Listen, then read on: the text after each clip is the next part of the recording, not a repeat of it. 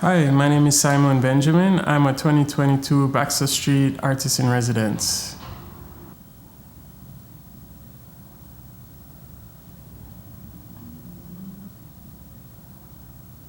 I've had many creative lives before finding my way back to an art practice. I've drawn all my life and I've always thought of myself as an artist. But about 10 years ago, I began a deeper investment into what has blossomed into the current body of work I'm doing now. Submarine is an exhibition that brings together images and objects over multiple temporalities and disparate locations that meditate on how colonial legacies have shaped our present and imagines other possibilities and other futures. The title Submarine is inspired by Barbadian poet Kamau Brathwaite's assertion that the unity is submarine. Brathwaite is responding to this notion that the Caribbean is a fractured space or region divided by the sea, but also by language and by nation states that emerge after colonization. Brathwaite's assertion suggests a different looking or a deeper looking at time.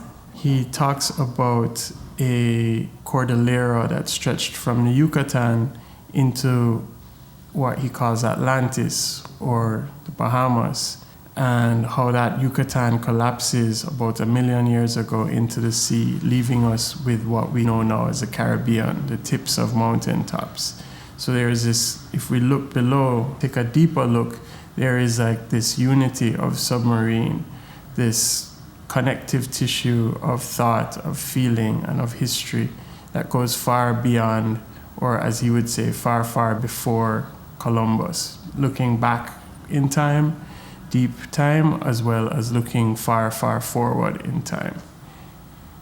In my practice, I tend to work with multiple mediums, and they're all sort of in dialogue with each other. Images and objects. For example, in this show, there's a core sample, postcards that are mounted on panels, and contemporary photography, as well as photography where I intervene with paint. So there's several different approaches to thinking about similar questions. It really just depends on the idea that I'm trying to move forward.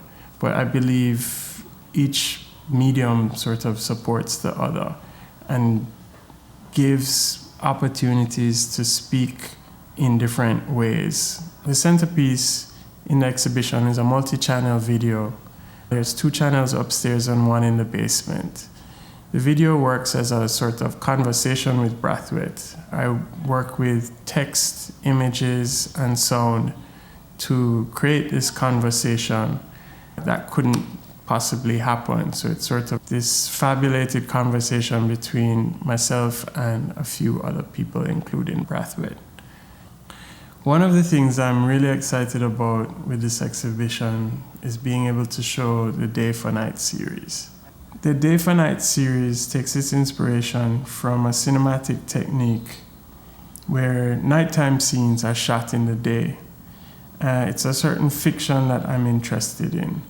Fiction that you can connect to the history of photography in the Caribbean, and you can also connect to my own personal history growing up watching cowboy movies on Sundays, which was an important part of my sort of visual understanding of cinema growing up. In this new technique, I'm airbrushing blue paint over photographs, over landscapes primarily.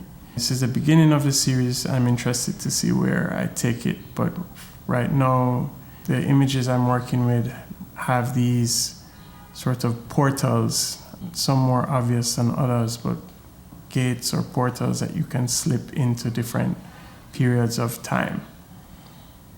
With most of my work, I try to keep it open-ended and invite the viewer or the audience to kind of have their own engagement with the work. That said, I like to give sort of like nuggets that can link to something else, almost like how I made connections to jazz through hip hop and sampling. And so in a way, there's something I hope that some of what I'm presenting inspires a viewer to kind of look deeper into someone else's practice or listen or consider more thoughtfully the everyday person's voice. Having the space at Baxter Street was important in developing the new bodies of work, specifically the Day for Night series, which was made here, as well as the new iteration of the core sample that's in the front of the gallery. This iteration of core references the core sample, a tool geologists use to map a specific place over time.